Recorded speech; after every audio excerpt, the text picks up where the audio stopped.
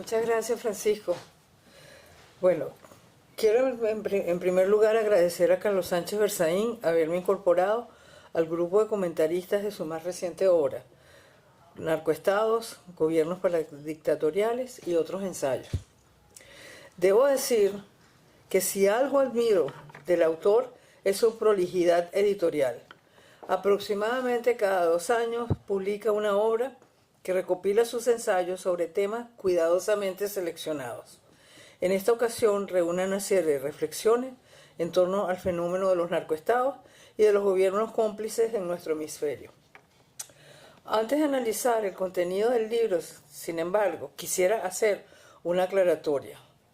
Los narcoestados, al igual que el cáncer, generan metástasis por su propia dinámica.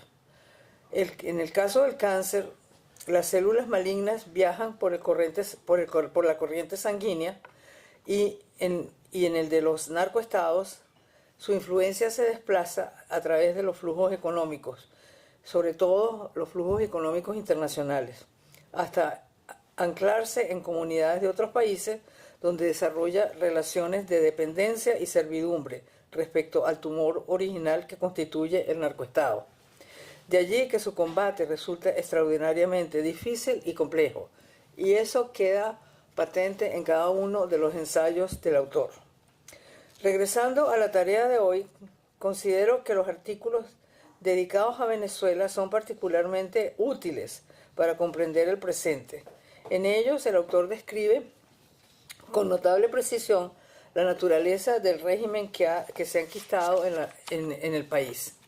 Lo define como un país secuestrado, abro comillas, un país secuestrado por una banda criminal, cierro comillas. Y añade que dada esta circunstancia, lo que corresponde es la aplicación de la ley con la obligación de todos los países de cumplir con la Convención de Palermo. Eso significaría que mientras en Venezuela esté la clique criminal en el gobierno, los países del hemisferio debían aplicarle a Venezuela lo que plantea, las sanciones que plantea la Convención de las Naciones Unidas contra el crimen organizado transnacional. Surge entonces una interrogante inevitable.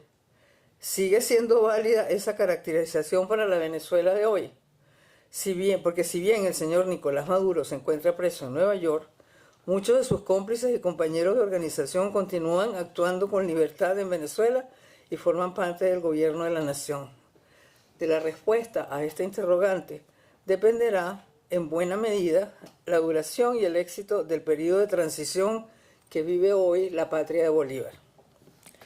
Quizás la reflexión más valiosa del libro se encuentra en el ensayo La coexistencia de gobiernos democráticos con las dictaduras es el mayor peligro para las Américas. En él se describe, aunque sin profundizar en todos sus aspectos, la esencia del proceso de globalización. Tras la consolidación de los sistemas de pago digitales, las comunicaciones satelitales y un transporte aéreo y marítimo cada vez más eficiente y accesible, ya no existe un solo rincón del planeta verdaderamente aislado. En consecuencia, todas las naciones están expuestas al contagio de los nuevos virus políticos, que son el crimen organizado y el totalitarismo. Ambos han desarrollado una relación simbiótica que les permite expandirse simultáneamente en las esferas de la política y de los negocios ilícitos. Si bien Cuba representa el régimen totalitario de mayor permanencia en nuestro hemisferio, como bien lo señala el autor, no debemos olvidar que Bolivia vivió durante la década de los 80 una sucesión de gobiernos militares, algunos efímeros y otros más estables, pero todos sustentados por el narcotráfico. Hoy un cuadro semejante predomina en Myanmar, país gobernado por una estructura criminal que muchos comparan con el llamado cártel de los soles venezolano. En ambos casos, las organizaciones criminales ejercen el poder prácticamente sin ningún contrapeso. Tampoco debemos olvidar el financiamiento de ejércitos irregulares en Colombia, en Guatemala, en Nicaragua, El Salvador, durante las décadas de los años 80 y 90. En aquellos días, el totalitarismo y las organizaciones armadas se disputaban el control de los recursos provenientes de las actividades ilícitas. De manera que cuando estamos hablando de la lucha contra el narcotráfico y estamos contando con el elemento militar, hay que crear algunos dispositivos para impedir que eso pase de nuevo. En esta dinámica, y en esta dinámica que Carlos Sánchez Berzaín retrata en sus ensayos. Lo hace como un pintor, pero lo hace como un pintor impresionista, sin detenerse en cada detalle, haciendo trazos muy gruesos, pero logrando una imagen de conjunto de extraordinaria claridad y fuerza explicativa. Al concluir la lectura, surge una pregunta inevitable. ¿Existe un antídoto contra este mal? Obviamente, el primer antídoto es la libertad, pero ¿es la libertad la condición suficiente y necesaria?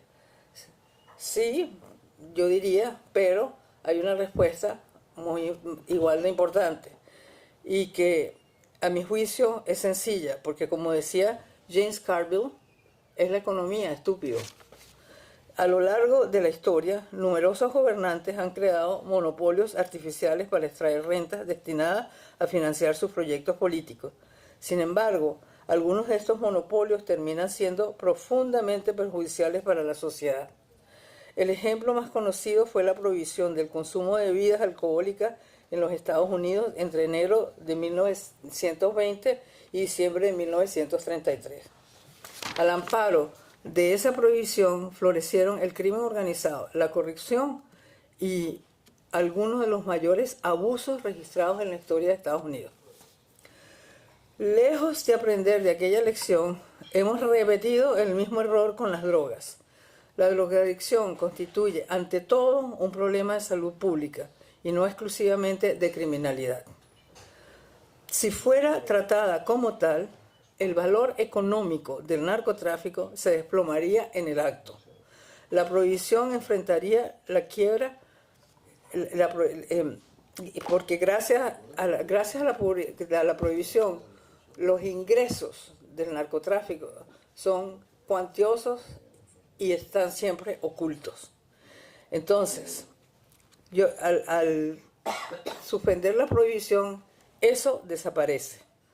Y enfrentarían los carteles la quiebra de su principal negocio y perderían los recursos multimillonarios que actualmente utilizan para corromper instituciones, crear ejércitos paralelos, subvertir gobiernos y financiar otras actividades ilícitas. Esa fue precisamente una de las últimas grandes causas defendidas por el profesor Milton Friedman, uno de mis profesores, quien instó a los jefes de Estado reunidos con motivo del 70º aniversario de las Naciones Unidas a preservar la paz, la democracia y la libertad mediante el reconocimiento del consumo de drogas como un problema de salud pública mundial. La descripción que hace Carlos Sánchez Berzaín del enorme poder corruptor del narcotráfico, capaz de penetrar en instituciones políticas, distorsionar las economías y socavar la democracia en el hemisferio occidental, constituye uno de los testimonios más contundentes de la vigencia de aquella reflexión del profesor Friedman.